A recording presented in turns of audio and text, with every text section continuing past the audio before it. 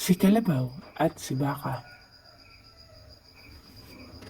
Isang lalaking may-ari ng malawak na bukid ang bumili ng isang baka at isang kalabaw. Natuwa siya sa kanyang biniling baka. Maputi ang balat nito, malusog at mabigat ang timbang. Samantalang dismayado naman siya sa biniling kalabaw. Anong ginagawa mo? Bakit ka nagbababad dyan sa tubig? Tanong ni Baka kay Kalabaw. Pinagalitan ako ng bago nating amo. Kailangan ko daw maglinis mabuti ng aking katawan. Napakarumi ko raw at napakaitim ng aking balat. Ha! Nagpapatawa ka ba?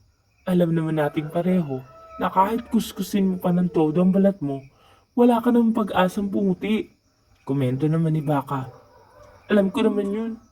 Ipinanganak na akong ganito. Pero kung hindi ko ito gagawin, tiyak parurusahan ako ni amo. Naging malungkot si Kalabaw habang ibinabahagi ang kanyang saloobin sa kaibigan. Kung bakit kasi ganito ang kulay ng balat ko? Bakit hindi na lang ako naging katulad mo? Maputi ang balat mo at hindi ka pinandidirihan ng ating amo. Himutok pa ni Kalabaw. Ano ka ba? Huwag kang mainggit sa kulay ng balat ko.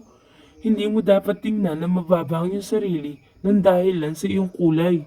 Marami ka pa rin naman nagagawa kahit na maitim ka. Katulong ka ng ating amo sa pagbubungkal ng lupa, paglilinang ng bukid, at paghahakot ng mga troso. Maghapon ka nagtatrabaho at kung dahil lamang sa kulay ng balat mo, huhusgahan ka, aba, huwag kang pumayag. Ipagmalaki mo yung sarili. Sa sinabi ni Baka, muli napangiti si Kalabaw. Tama ka, naaalala kong ipinagmamalaki tayo ng dati nating amo. Ni minsan hindi niya ako napagbuhatan ng kamay at binibigyan pa ng sapat na oras upang sumilong at magpahinga.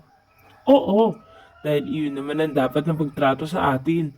Kahit ano pa ang kulay ng ating balat o maging ano man ang ating itsura, pantay-pantay lang tayo, walang dapat na minamaliit.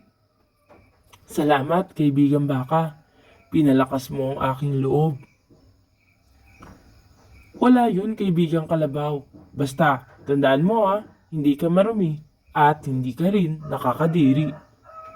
Oo, kaibigan Baka.